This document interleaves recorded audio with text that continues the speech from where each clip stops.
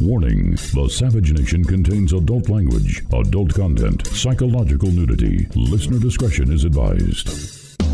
And now, the world's most exciting podcast, The Savage Nation, home of borders, language, culture. And here he is, New York Times best-selling author and National Radio Hall of Fame inductee, Michael Savage.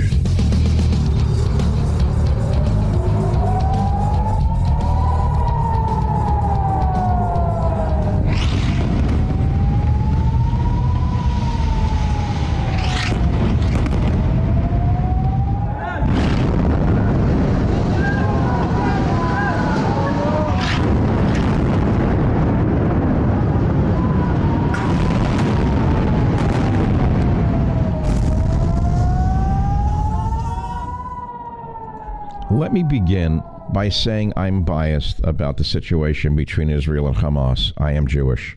My father was Jewish. My mother was Jewish. I am Jewish. I was bar mitzvahed. I was taught to sing Next Year in Jerusalem as a child in synagogue. And so I will tell you right up front, I am biased. Having said that, I try to be objective. I can see the other side. And so when we enter this discussion on my podcast today, just understand I'm not blind to the criticism that I would be subjected to by all those who say, well, he's Jewish, of course, what side do you expect him to take? But hold on just a minute. That's not true, because the majority of liberal Jews in America hate Israel. They're on the side of Hamas, the Arabs, as they were on the side of the PLO and Yasser Arafat. They are the enemy within. So don't assume that because I'm Jewish, I'm automatically in favor of Israel, since most Jews are not in favor of Israel. In fact, they're in favor of terrorists in America and in Israel. So having said that, I will give you my unique perspective. Have I been to Israel? Yes, twice. I almost moved to Israel. And it's important you know that. You say, well, why are you making it all about you? Says it's supposed to be at Israel, Hamas, and Gaza. Because you can get that perspective from anyone, anywhere in the news, but you can't get the personal perspective anywhere but on this podcast, meaning my perspective is my perspective. You know, it's currently fashionable to say to people when you are conversing with them and they say, oh, why are you making it all about you? My answer always is because it is about me. The only way I can understand what you are saying to me is through my own eyes, through my own experiences. So what I'm about to say to you is about me. I say that to people when I have a discussion or an argument with them. They say, oh, you're making it all about you. Let me repeat again. Yes, it's always about us. That's what makes us human. That is how we humans relate to other humans. It's through our lens, our lenses, our eyes, our experience, our heart, our minds, our soul. So everything you're about to hear in the podcast today is, of course, through my lens, through my heart, through my mind, through my experiences, and hopefully through the objectivity that I have grown up with. And so having said that, that is the beginning to this podcast today. I have been to Israel. I almost moved to Israel. I should tell you that as well. I don't think I've told you this story before, but I must tell it to you because but for the grace of an intervention that you might say was otherworldly, I would probably be in Israel today. You see, it was a long time ago. It was 1979. I had just gotten my new PhD, brand new. I was an older guy. I was in my late 30s. I had 2 children. I earned a very, very hard degree to earn at the University of California at Berkeley, a great research degree, but there were no jobs, you see, for white males, especially Jewish white males, in fields that were innovative at the time. And so I had been in correspondence with a famous professor in Israel, the top professor. In fact, he was the chancellor of Hebrew University, a great scientist himself. And he said to me, if you come to Israel, after investigating my background, I can give you a fellowship for 2 years. And so I packed up the family and we went to visit Israel. It was 79. It was a big, big change in my life. I was going to leave California and live in Israel and be a research professor in the field of ethnomedicine. I was going to work, believe it or not, on ethnomedicine in the West Bank, of all places, with Arab folk healers, of all things. Would you believe this? This is really true. All right, so we go to Israel, we get there, and all excited about it. I'm a young man. I'm going to have a research position in Israel. All excited. And I see my children were going to grow up in Israel. My son was 8 or 9 years old. My daughter was a baby, 2 years old. My wife was going to start a business there in the health food business. So a few nights into living there, after meeting with the professor who was going to give me my teaching job, I told the family, I told my wife, I have to be alone to think about this. And so I walked around the streets of Tel Aviv that night alone. I admit that I had a couple of beers alone in a couple of cafes alone. And as I walked on the streets of Tel Aviv, it must have been 2, 3 in the morning, a strange thing happened. I heard my deceased father speak to me. He had been dead 9 years. And here is what he said to me. He said, Michael, I was an immigrant to America. Do you want to make your children an immigrant to a foreign country? The next day I packed up my bags and went home. I went back to America. That's how things work in my life. So now let us begin with a second intro here and go to an article that just came out in Associated Press. All the knives are out for Israel. There's another important article from Breitbart. Stunned, AP draws flack after Israel levels Gaza Bureau alleged Hamas headquarters. That appeared in the great Breitbart.com by Joshua Klein. And they talk about the Associated Press and their chief, Julie Pace, announced she was stunned after Israeli forces bombed the Gaza building housing media offices. Now, Jerusalem claimed it was also a terrorist headquarters, housing Hamas's military intelligence, research and development unit, as well as offices of the terrorist-designated Islamic Jihad. So stunned, Pace wrote on Sunday, our AP bureau in Gaza has been destroyed by an Israeli airstrike. Well, there were some responses to that, including my own, and the Breitbart article cited my tweet of several days ago when this just happened, where Michael Savage said, I have to go to the bottom of the article to get it. And here is what they say. Leftist propagandists at AP and Al Jazeera shocked that Israel blew up their propaganda headquarters in Gaza, embedded in a housing complex, wrote longtime radio host Michael Savage. But they also quoted other people in this article that's worth repeating right now. And I'm going to repeat some of those things in this article, some of the tweets. Eric Bowling said, more stunning is that the building management owner is directly linked to Hamas through the government of Qatar, a major financial backer of the terror group. However, most stunning is that AP didn't mention that in your statement. Good for him. Former acting director of national intelligence, Richard Grenell, wrote, Americans are stunned that the AP's landlord is linked to Hamas? Really? The AP pays rent to the anonymous owner of the high-rise that housed terrorists, he continued. Why is at JPAC DC and the AP hiding the name of the owner of a front company for Hamas? Release the name, he added. It's a crime to give money to Hamas-linked individuals. The journalist Jordan Schachtel wrote, the story here isn't you being shocked and appalled. The story is that AP decided to rent office space from a U.S.-designated terrorist organization. That's Jordan Schachtel. Daniel Schwamenthal said, who was your landlord? Asked director of the AJC Transatlantic Institute. Where will the propaganda come from now? Wrote political commentator Joey Jones. Right? Journalist Jerry Dunleavy wrote, the IDF, that's the Israel Defense Forces, says that the building housing the AP and other outlets also contain Hamas military intelligence. Right? Is the IDF right or wrong about this? Seems irrelevant. Right? Why was the AP sharing office space with terrorists? Asked a radio host after mocking the hypocrisy of critics. Arthur Schwartz, a political strategist, said no one believes that Israel targeted AP. Who were you sharing space with and who were you paying rent to? They didn't narrowly avoid anything. They were warned in advance by IDF, he added. Now ask AP why they were sharing office space with Hamas. Author Joel Engel said, Julie's dilemma. Do we admit we knew we were in the same building as Hamas?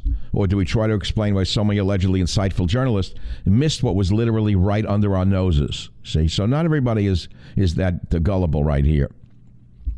Journalist David Ifuni said, the AP insisted it had no indication that it was sharing its Gaza headquarters with Hamas.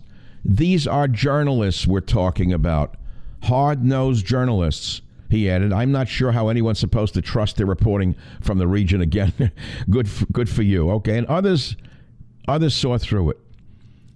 Syndicated columnist Josh Hammer said, why exactly does the AP even have a bureau in a territory run by an internationally recognized terrorist group?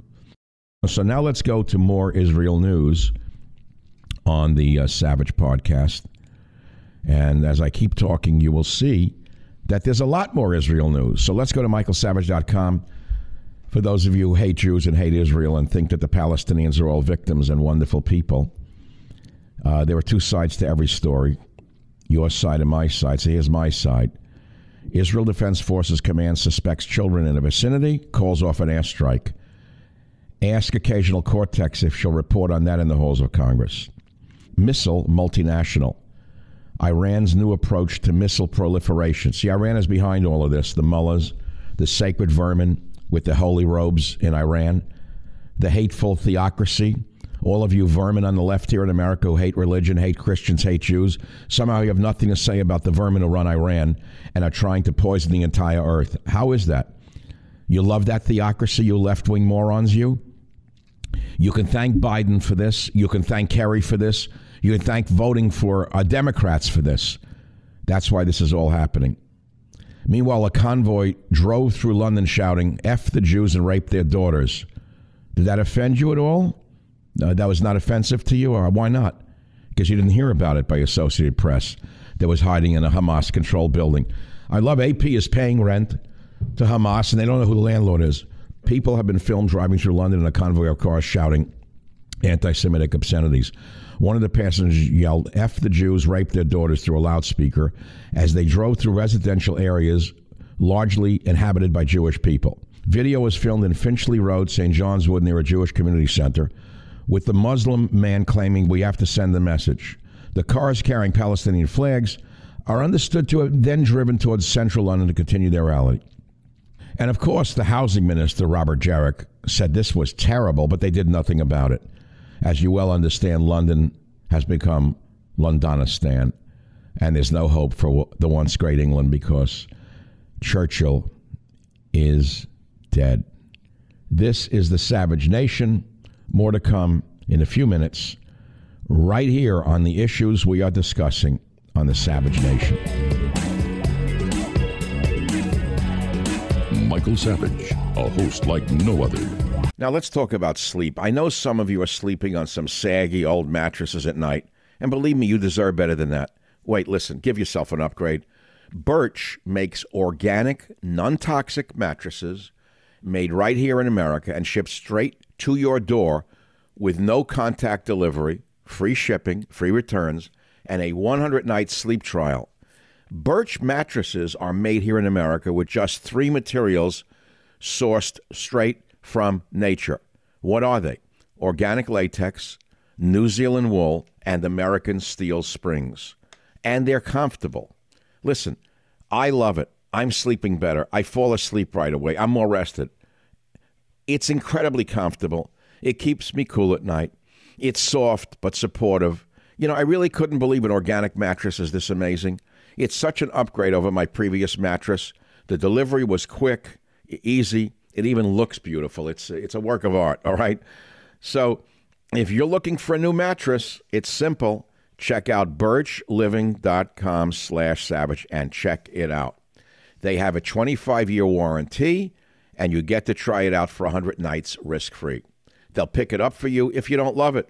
I know you will, because I do. Birch is giving $200 off all mattresses and 2 free EcoRest pillows. All you got to do is go to birchliving.com/savage. That's BIRCH living.com/savage. That's $200 off all mattress orders and 2 free EcoRest pillows. Please give yourself a break. Go to birchliving.com/savage for the greatest night's sleep you ever had.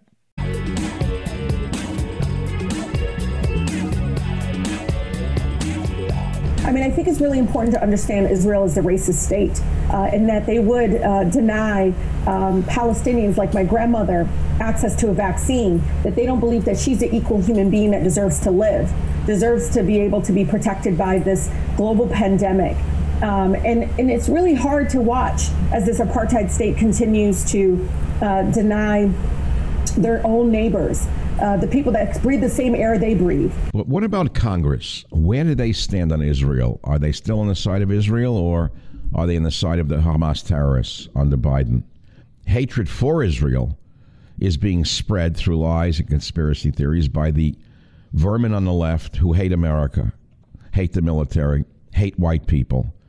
And those would be Reps Alexandria OcasioCortez, mentally ill Omar, Rashida Tlaib, Andre Carson, and Jamal Bowman, who are putting out dangerous disinformation about the so-called violence against the Arabs by the Israelis.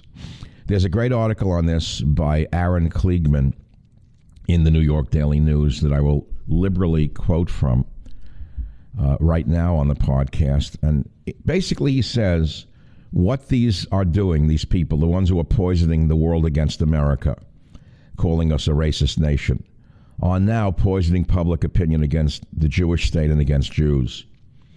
And in fact, Omar, Tlaib, and Carson released a statement suggesting that Israel instigated the violence by assaulting Al-Aqsa, a Muslim holy site, during Ramadan.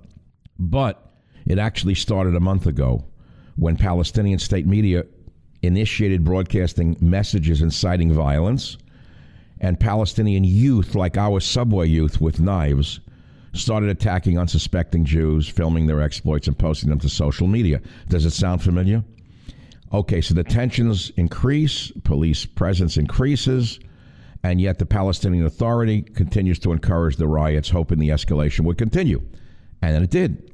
So weapons such as rocks, firebombs, and fireworks were all used at Jerusalem's holy sites and against Israeli police, who intervened to stop the violence. And then the Palestinians claim that the Jews were trying to capture Al-Aqsa, which is a blood libel that dates back decades, going back to Yasser Arafat and even before him, who used it as a pretext to launch the Second Intifada. Now, let me intervene here or digress for a moment. I've been at the Al-Aqsa Mosque. I remember when I visited Israel in 1979, one of the sites I wanted to visit was the Wailing Wall. So I said to my hosts, who were, Israelis who had been born there and fought in many of their wars, I can't wait to go to the Wailing Wall. And one of them, a very keen scholar, said, why go to that? It's a remnant and rubble of the Holy Temple. It's nothing.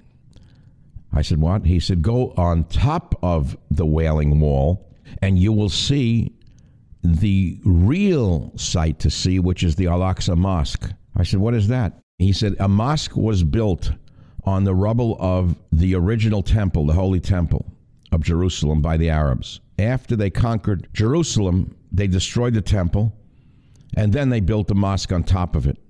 So, my friends, that's what Al-Aqsa Mosque is. It's called a Muslim holy site, but in fact, what it is, a Jewish holy site, on top of which a mosque was built. See, everything the Muslims have is a holy site. That's how it works. You've heard that before.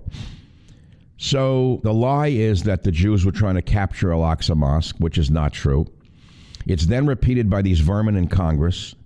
Then Hamas in Gaza enters the fray and starts to fire rockets at Israel, killing innocent civilians, destroying schools. And in retaliation, Israel launches airstrikes at Hamas targets. That's the genesis of this current round of violence in the Middle East. And yet, Omar, Tlaib, and Carson inverted this cause and effect in their statement, which is this. These vermin who hate America said, today the Israeli military launched airstrikes into Gaza, killing 20 people, including 9 children. And Hamas then fired rockets into Israel. So as Aaron Kliegman of the New York Daily News says, notice how the language is carefully crafted to make it appear as if Israel fired first and targeted children, and that Hamas simply responded out of self-defense. And so these vermin in the halls of Congress who hate America, hate everything about this country, Ilhan Omar, Rashida Tlaib, OcasioCortez, and the others, found an audience in the halls of Congress and then spread it to AP and others. And the situation in Gaza can be boiled down to Israeli airstrikes, by the way, were in retaliation to Hamas firing rockets against Israel. And as I speak to you, a senior Hamas official is even urging the people of Jerusalem to cut off the heads of the Jews and humiliate the Jewish state. And, wait, to top it off, Muslims now around the world are driving around with loudspeakers in cars saying, kill the Jews. Thank you, Occasional Cortex. Thank you, Rashida Tlaib. Thank you, Andre Carson. Thank you, Rep. Jamal Bowman. Thank Ilham Omar for spreading this toxic poison throughout the world. You should have been thrown in jail when Trump had the power. That's one man's opinion. I'm Michael Savage. The Savage Nation. It's Savage on Demand. You know, I'm a car lover. I've talked about my cars for years. No one knows cars as well as I do. So why am I telling you this? Because with the increasing numbers of makes out there, Fiat, Kia, all these makes, Pacifica, XT5, it's almost impossible to stock all the parts you need in a regular chain storefront auto parts store. Why would you want to endure pointless or seemingly intimidating questioning, either on the phone or at the counter with the nasty guy behind the counter, and wait while the counter man orders the parts on his computer? So you got to understand, chain stores have different price tiers for professional mechanics and do-it-yourselfers. But RockAuto.com's prices are the same for everybody, and they're reliably low. RockAuto.com always offers the lowest prices possible rather than changing prices based on what the market will bear like airlines do. This is for everybody. Rock Auto does not require membership or account login. It's a family business. It serves auto parts customers online, and they've been doing it for 20 years. And RockAuto.com will help you get auto and body parts, by the way, from hundreds of manufacturers. Body parts, too. They have everything from engine, control modules, brake parts, tail lamps, motor oil, even new carpets. Whether it's for your classic car or daily driver, get everything you need in a few easy clicks delivered directly to your door. You ought to get the RockAuto.com catalog. It's unique, remarkably easy to navigate, quickly see all the parts available for your vehicle, and choose the brands, specifications, and prices that you prefer. Again, the prices are reliably low at RockAuto.com, and they're the same whether you're a do-yourselfer or a professional. Please go to RockAuto.com right now and see all the parts available for your car or cars or truck. Write Savage Nation in their How Did You Hear About Us box, so they know that we sent you. That's very important to us. You go to RockAuto.com, you write in Savage Nation in their How Do You Hear About Us box, and they know that we sent you. This is the best site in the world for auto parts, body or mechanical. Amazing selection, low prices, all the parts your car will ever need. RockAuto.com, sent by Savage Nation. Thank you. I want to read something a mother named Iman in Gaza wrote 2 days ago. She said, quote, "Tonight I put the kids to sleep in our bedroom so that when we die together. And no one would live to mourn the loss of another one." The statement broke me a little more because of my country's policies and funding will deny this mother's right to see children live, her own children live without fear and to grow old without painful trauma and violence. We must condition aid to Israel on compliance with international human rights and end the apartheid. We must, with no hesitation, demand that our country recognize the unconditional support of Israel has enabled the erasure of Palestinian life and the denial of the rights of millions of refugees. All right, what's really going on in Gaza? This came to me from a friend in Gaza. I stand behind this post 100%.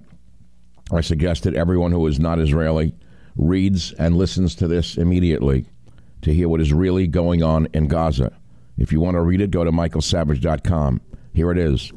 I've been quiet from the shelter because I cannot face the hatred and the vile anti-Semitism that rears its ugly head every time there is a war. Gaza, poor, poor Gaza, which claimed Israel kept the vaccine from their population, that Israel starved and killed children, that Israel is a colonizer, apartheid nation. And they said, do not send in police to Jerusalem. Do not try to maintain order, or we will bomb your cities. We will bomb the whole country. Bomb a country over a legal dispute about unpaid rent from property bought in 1875? What? Also, we pay our bills to the Israel Electric Corp every month. But in poor Gaza, they don't pay theirs. Israeli citizens subsidize their power so they can make bombs and tunnels to terrorize Israeli citizens. Think about that for a second. We subsidize the terror they rain down upon us. Poor Gaza, with no food, no fuel, no power, no vaccines. Poor Gaza, except with enough money to buy and launch 700 missiles with thousands more stockpiled for tomorrow or the next day. Did you know each one costs $45,000 in U.S. dollars? So the war that you are seeing cost them $31,500,000. Where'd they get the money from? But poor Gaza, with no schools and no new hospitals, but with resources to build advanced tunnels, terror attack tunnel systems stretching miles deep into Israel. Cost of the tunnels, estimated $150 million U.S. dollars. Poor Gaza, kept from developing, from air travel, from running their own country as they wish. Well, poor Gaza today sent 700 missiles at Israeli citizens, burned thousands of acres of crops and food with terror balloons filled with explosives, and launched multiple cyber attacks around the world. Oh, and targeted a civilian airport, which is now closed. Israel has one airport. We are now all stuck here together. Poor Gaza, fired at an airport filled with civilian flights on purpose. Poor Gaza, who will not feed their own children with the trucks of aid paid for and delivered by the state of Israel and her citizens that arrive every day while claiming to the world she is starving. Instead, Hamas leaders are billionaires, and Biden just promised billions more. Poor Gaza, where children are forced to martyr themselves for Hamas leadership, who couldn't give a rat's ass if those same kids live or die. Poor Gaza. Someone please help the Gazan people. We have tried for 40 years, but their corrupt leaders, non-existent desire for peace and inability to gain control of their extremist elements leaves us here. We have no war in our hearts. We want peace and security and quiet borders for everyone. We seek to destroy nothing, to kill no one. We don't want land and, in fact, keep giving it away in exchange for promised peace. What horrible conquering nation of colonizers does that? You will not hear a true Zionist screaming death to all Arabs or kill the Muslim. But every day that is the call, to kill all the Jews, anywhere you can find us, using whatever means necessary. Today the call from the sacred holy mosques was that we should be beheaded using whatever means necessary, wherever we can be found. I am tired and angry, frankly, at the world for literally throwing us to the wolves. You, Jews, go over there, back to where you came from. We really do not want you here, or there, or anywhere. Oh, wait, you went there, to that wasteland of nothingness, to that place you came from. Hang on, we've reconsidered. The UN has unilaterally decided you should not be there either. When you support groups singing from the river to the sea, Palestine will be free, I beg you to look at a freaking map. What river and what sea? The only river is the Jordan, and the only sea is the Mediterranean. So where does that leave the Jews? It leaves us absolutely nowhere. Floating dead in the Mediterranean, I guess. And so we come to the real crux of the issue, I think. We are tolerated maybe for a time, perhaps. But for 2,000 years we have wandered after being exiled from Israel, always hated, always persecuted, always unwanted. And so let's just get real. There are just 13 million Jews left in the entire world. And most folks, maybe even you, honestly wish there were none. Yes, little Israel is home to just 7 million Jews. Little Israel is home to a total of 9.5 million people. Little Israel is 9 miles wide at some points, and in 1948, when it was established, it was a barren wasteland of nothingness that no one wanted, and everyone assumed would be a place those damn Jewish refugees from the death camps of Germany and Poland would go to quietly suffer, and maybe, if the world was lucky, would be attacked by all of the Arab armies, lose, and die. Only we didn't. Only we brought water and irrigation and drained the swamps and got rid of the malaria and disease and made this little strip of nothing flourish, a modern-day miracle. And that right there is the real problem. We weren't supposed to still be here. So yes, I will show the video of the latest barrage of Iranian missiles smuggled into Gaza, thrown at our families, 205 minutes from poor, poor Gaza. And I'll tell you that fighting terror should be something everyone cares about, but you won't. And I accept it as just the way it is and will always be. And poor Gaza is all our fault, because before the disengagement, we didn't do enough to help them. And now that we destroyed 17 Israeli thriving communities and handed over our farms and infrastructure and industry and left Gaza in exchange for peace, we haven't done enough either. We haven't lost enough soldiers or received enough missiles or given enough aid. Or I don't even know, but clearly those damn Jews are horrible baby killers just by nature of the fact we left Gaza to the Gazans just as everyone asked us to. Only now you've decided that was somehow wrong or not enough. Well, who even knows anymore? I can tell you why, though, is because the Jews are living and thriving here. even in the face of every obstacle, even when hit with 700 missiles in a single day. But let's get real. No one really ever wanted us to be anywhere at all. That's a report from Gaza. That's what's really going on. Open your eyes before it's you next. I'm Michael Savage. Thanks for listening to the Savage Nation podcast. The Savage Nation. It's savage, uncut, unfiltered, and raw. And now, we hear how bad the Jews treat the poor, suffering Palestinians. But how are Palestinians treated by other Arab countries and why? Oh, don't turn the podcast off. You don't want to know the truth? How are Palestinians treated by other Arab countries is something you know nothing about because of vermin in the media. Do you know that the Palestinians in Lebanon have never been recognized by a Lebanese government as having equal rights? Why? They say because the PLO was involved in fighting in the Lebanese civil war, something that angered various political groups in the country. In Lebanon, Palestinian refugees, they're still refugees, pass on their refugee status to their own children. Did you know Palestinians are not allowed to work in academic professions and are worse paid than Lebanese with the same qualifications? Now, the Lebanese side has always officially justified this exclusion with the argument that a complete integration of the refugees in Lebanon would make it harder for them to return home. Yeah, really. So while the U.S., for example, would like to see the Palestinian refugees settle permanently in Lebanon, Lebanon does not want them. There are other stories that need to be told about how Palestinians are treated in Lebanon. They themselves say the world has forgotten us. According to the website DW.com, things are getting harder and harder for displaced Palestinians in Lebanon. One reason is the chronic underfinancing of the UN agency responsible for them. Here in the camp, people don't stick that strictly to the coronavirus measures, says Khalud Hussein as she shrugs her shoulders. There are just as many people out in the streets as there always are. Khalud Hussein has lived her whole life in the Palestinian refugee camp in Barajneh, in the south of the Lebanese capital, Beirut. She works as an English translator and a project coordinator in a local women's organization. Until fairly recently, she had to go to the Haifa hospital several days a week to translate for a team of doctors from the Japanese Red Cross. But since the start of the pandemic, the doctors haven't been coming anymore. Now she works at home, translating studies and surveys, more to worry about than COVID. And I can tell you more about it, but the fact of the matter is, the United Nations Relief and Works Agency for Palestinian Refugees in the Near East, UNRWA, which is responsible for the Palestinian refugees in the 12 official camps in Lebanon, is doing very little. This is because Lebanon does not accept any costs for the Palestinians. Did you know that? But the UN organization frequently becomes a pawn of political interests, as happened, for example, when former U.S. President Donald Trump withdrew financing from the agency and made a dent in its finances to the tune of $300 million. His successor, Joe the Quisling Biden, has announced he will commence payments again. The main criticism leveled at the UNRWA is that by looking after 5.7 million Palestinians in the region, it creates incentives for them not to integrate in other Arab countries so that they remain permanent refugees instead.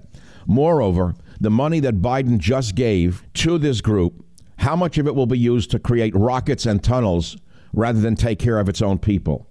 If the past is a predictive of what the present and the future will be, most of the money will be diverted to making war, not peace.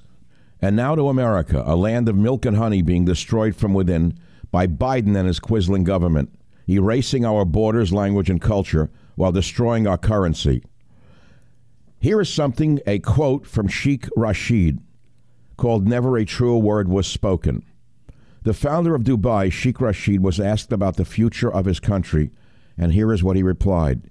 "My grandfather rode a camel. My father rode a camel. I ride a Mercedes. My son rides a Land Rover, and my grandson is going to ride a Land Rover. But my great-grandson is going to have to ride a camel again." Why is that, he was asked, and his reply was, "Hard times create strong men. Strong men create easy times. Easy times create weak men. Weak men create difficult times. Many will not understand it, but you have to raise warriors, not parasites." And add to that the historical reality that all great empires the Persians, the Trojans, the Egyptians, the Greeks, the Romans, and in later years the British, all rose and perished within 240 years. Each rotted from within. America has now passed that 240-year mark, and the rot is visible all around us and now accelerating quickly. We are past the Mercedes and Land Rover years, and the camels are in our yards. And 75 million Americans demonstrated last November by voting for Biden that they know nothing of history and or think we should all be riding camels. That's a quote from Sheikh Rashid, and never a truer word was spoken. I'm Michael Savage. Thanks for listening. Share this with others while you still can. Home of borders, language, culture, the Savage Nation.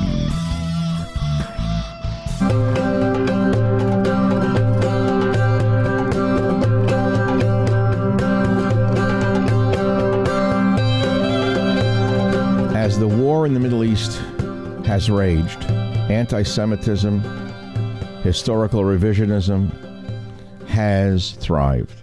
So let's begin with some facts. How many of you know about the Jewish refugees from Arab countries, meaning the aftermath of the 1948 Israeli War of Independence? What happened to the Jewish people in the various Arab states of the Middle East? In 1945, there were roughly 1 million Jews living peacefully in these various Arab states of the Middle East, in communities that had existed for thousands of years. Then what happened? The Arabs reject the UN decision to partition Palestine and to create a Jewish state. And then the Jews of the Arab lands become targets of their own government's anti-Zionist fervor. 1 million Jews in Muslim countries were jeopardized by the creation of the State of Israel. So what happened then?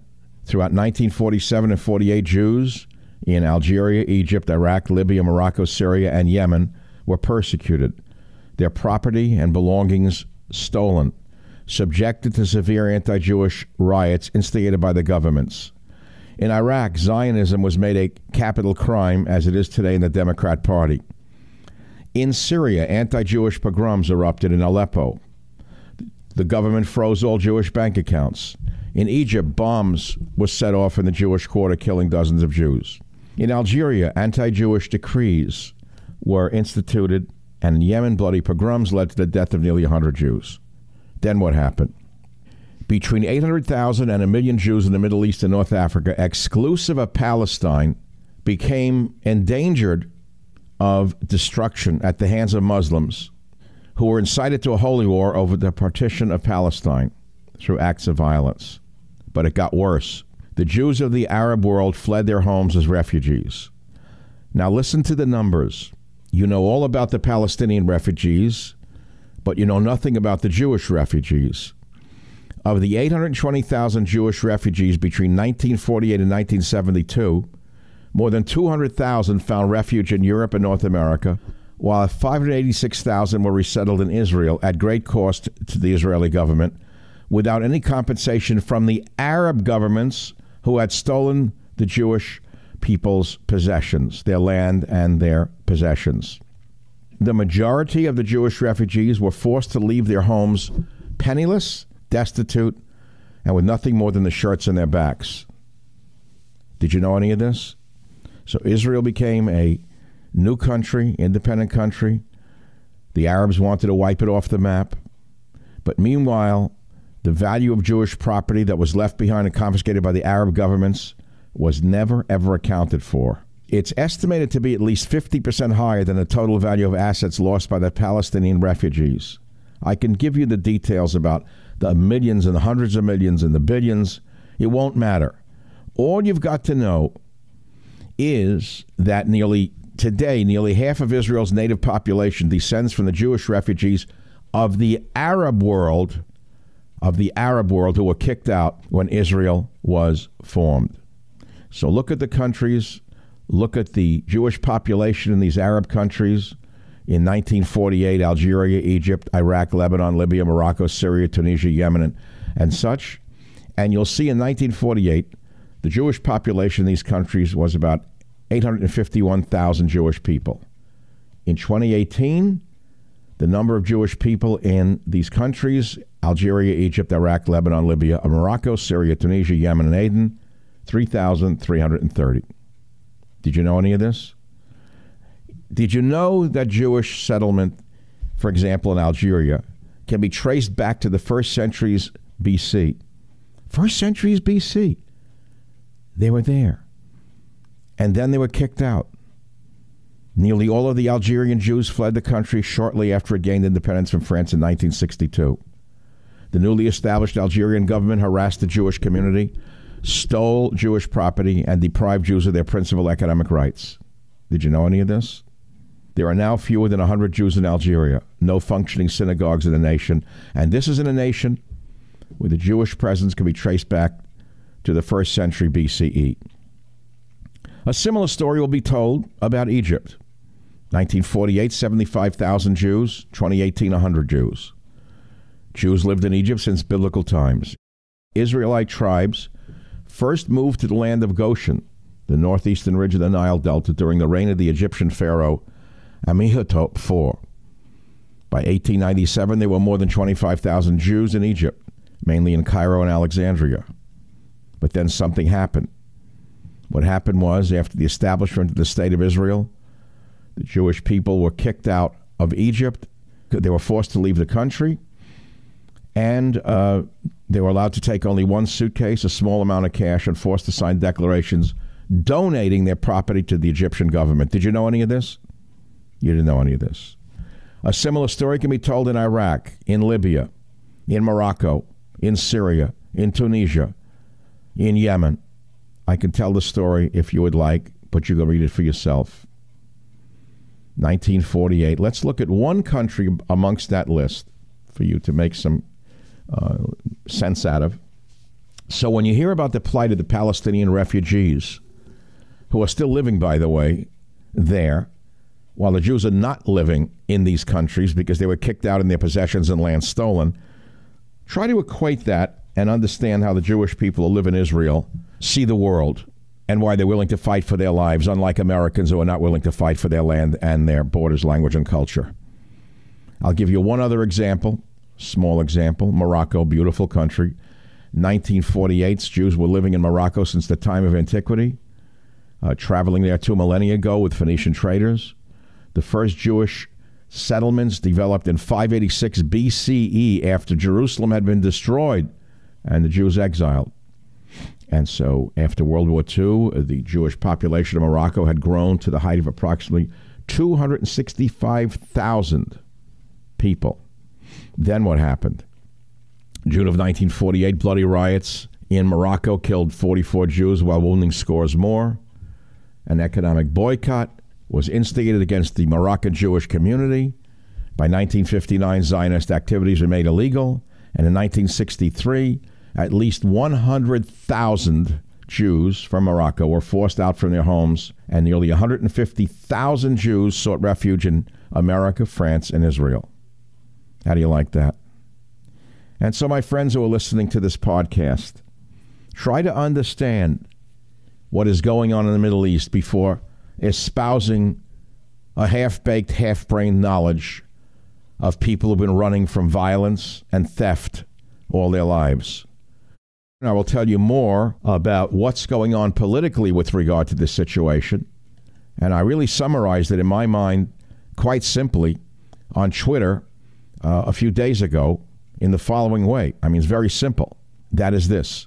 Here is what I tweeted. If you knew anything about the history of the Middle East, you would know that 600,000 Jews were deported from North African nations when Israel was reformed. Many had been there for hundreds of years, their land and assets stolen by Arabs. You should see the hatred that came from the leftists around the world and from the Muslim haters. A little later, I tweeted this. Trump brought peace between the Arabs and Jews. Trump brought peace between the Arabs and Jews.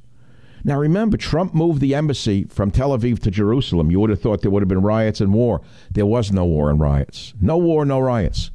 4 months, 5 months, 4 months after Biden, Pelosi, Schumer, and the Democrat criminals are in power, and we have war and death in the Middle East. Ladies and gentlemen, I rest my case. I'm Michael Savage on the Savage Podcast.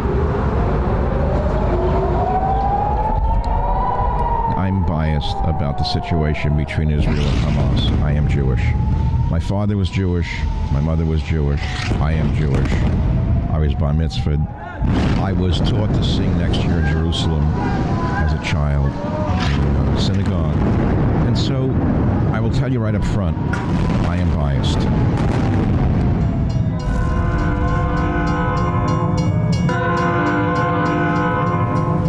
Well, thank you very much for listening to today's podcast. I hope you've enjoyed and learned something from it. And I want to remind you of something that I think is important for you to know. We have over 280 Savage Nation podcast episodes available to you absolutely free. I'll say that again. You can go back into this vast library of over 280 episodes and listen to any one of them or several of them at your leisure. So you never have to be without the Savage Nation. Thank you very much for listening.